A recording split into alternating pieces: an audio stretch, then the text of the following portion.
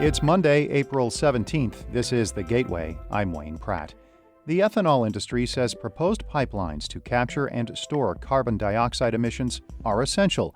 But some environmentalists and researchers question the climate benefits. There are tried and true ways to solve our climate crisis that are better uses of our public tax dollars than this questionable technology. Coming up, we will report on whether CO2 pipelines are critical to fighting climate change or just a boon for industry. The National Weather Service has confirmed at least 8 tornadoes touched down in the St. Louis public radio listening area over the weekend. Crews spent yesterday surveying the damage from severe storms that rolled through Saturday night. The strongest was an EF2 tornado touching down in the rural area north of Rolla, damaging the region's airport. There were 7 tornadoes in the St. Louis area, all of them EF1s or weaker. They hit near Fenton, Pevely, and Hillsborough in Missouri, Waterloo, Valmeyer, Swansea, and Belleville in the Metro East. The tornado south of Waterloo stayed on the ground for nearly 20 miles. The Weather Service says no one was seriously injured. The St. Louis Board of Aldermen meets today for the last time as a body of 28. Members are expected to approve legislation guaranteeing tenants facing eviction have an attorney during the process. They also plan to approve nearly $10 million for sidewalks and other street and transportation projects. Today also marks the final meeting for 16 incumbent aldermen. 9 decided not to run again, and 7 lost in either the March primary or this month's general election. The board's first session as a body of 14 is tomorrow. St. Louis County Police are using artificial intelligence to reduce 911 wait times. St. Louis Public Radio's Rachel Lippman reports. Dispatchers at the county's communications center handle about 2,000 calls a day. Roughly half are 911 calls. The rest are non-emergency issues like how to get a police report. But dispatchers don't get to choose what kind of calls they answer, says Brian Battles. He's a communications administrative specialist. You could answer a non-emergency call because you were next up and there was no 911s pending, and within 10 seconds there's now a 911 call pending, and you're locked into a 5-minute conversation. Anyone who dials 911 will still get a live person, but someone who calls the non-emergency line will be prompted to... Please state the nature of your call. The department began using the system in March. Battles says it has reduced non-emergency call volume by about 60%. I'm Rachel Lippman, St. Louis Public Radio. The St. Louis Circuit Attorney's Office is down another key prosecutor. Natalia Ogurkowicz resigned Friday after spending nearly 3 years with the office, citing little support and a heavy workload. She says in her resignation statement to Kim Gardner that the political position being taken at this point involves throwing staff attorneys under the bus. The Circuit Attorney's Office says it does not comment on personnel matters. Ogurkowicz handled homicide trials. KSTK reports there are now 3 prosecutors to manage hundreds of violent cases for the Circuit Attorney's Office. Her departure comes as Missouri Attorney General Andrew Bailey is mounting a legal fight to remove Gardner from office. A hearing in that case is set for tomorrow. A Missouri hospital is suing the state over gender-affirming care records requests. The Kansas City Star reports Children's Mercy Hospital in Kansas City cites burdensome requests from Attorney General Andrew Bailey's office. The lawsuit asks a judge to deny nearly 55 record demands and testimony, even though the hospital is not accused of anything illegal. The lawsuit alleges Bailey's office is seeking records on prescriptions for hormone blockers and surgeries for transgender patients. The Attorney General's office did not immediately return a request for comment. It has been investigating some healthcare providers in the state after an employee at the Washington University Transgender Center at St. Louis Children's Hospital in February claimed the facility was treating children without proper consent.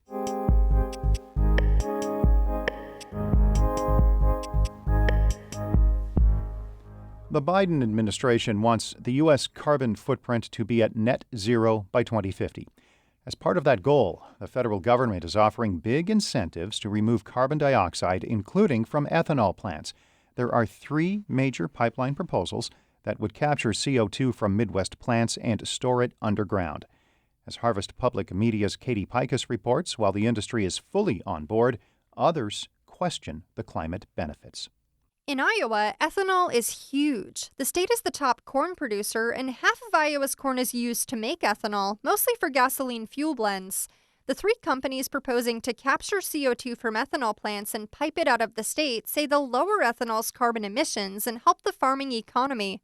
Iowa Renewable Fuels Association Executive Director Monty Shaw has dire warnings for the state's ethanol industry if the carbon pipeline projects don't happen here.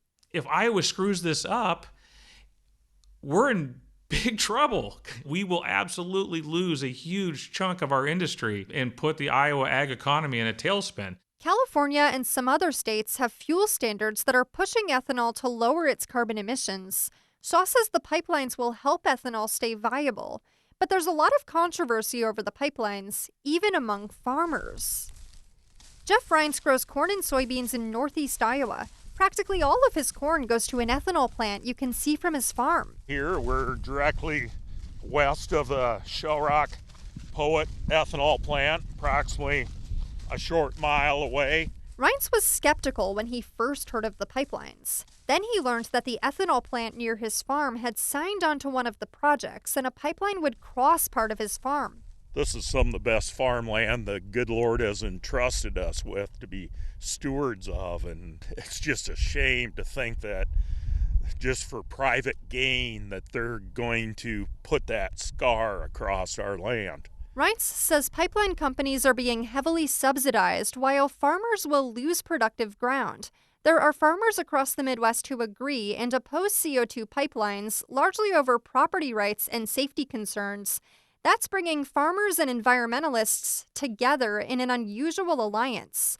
Jess Mazur of the Iowa chapter of the Sierra Club argues carbon pipelines are not a real solution to climate change. There are tried and true ways to solve our climate crisis that are better uses of our public tax dollars than this questionable technology that, puts risky pipelines in our backyards, that destroys farmland. The pipeline companies argue capturing carbon is important to getting the U.S. to net zero emissions. Navigator CO2 is proposing a pipeline network from South Dakota and Nebraska east to Illinois. Spokesperson Elizabeth Burns-Thompson says Navigator will capture 15 million metric tons of CO2 each year. We will not meet our goals if we don't institute a variety of tools and tactics, carbon capture being one of those.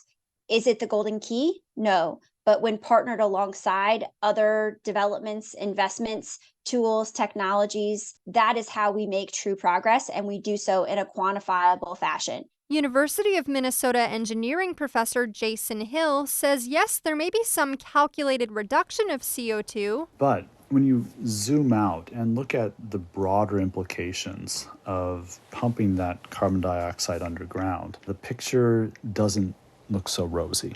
Hill says greenhouse gases will be used to move the CO2, and long-term, these pipelines perpetuate using fuel for transportation. When in fact we know that vehicle electrification using clean electricity sources or cleaner electricity sources can more quickly get us to our carbon reduction targets. Still, the Biden administration sees both electric vehicles and carbon capture as key to curb emissions.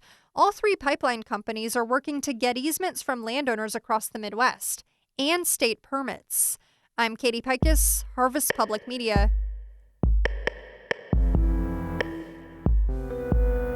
Harvest Public Media is a collaboration of public newsrooms in the Midwest. Ashley Lisenby is the news director of St. Louis Public Radio, a listener-supported service of the University of Missouri-St. Louis. Music by Ryan McNeely of Adult Fur. I'm Wayne Pratt.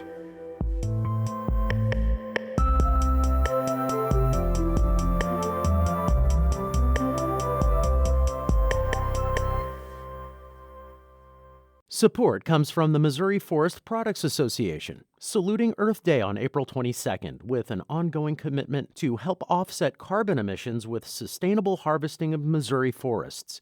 Details at choosewood.com.